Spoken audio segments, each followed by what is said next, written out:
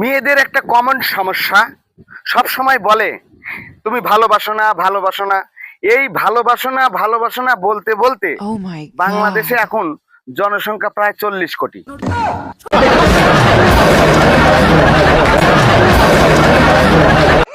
এই যে বাংলাদেশে এত জনসংখ্যা বাড়ছে তার 50% একটাই কারণে।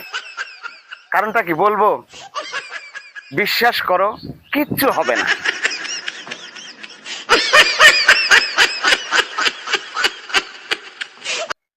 পুরুষ মানুষকে নিয়ে কিছু কথা বলবো।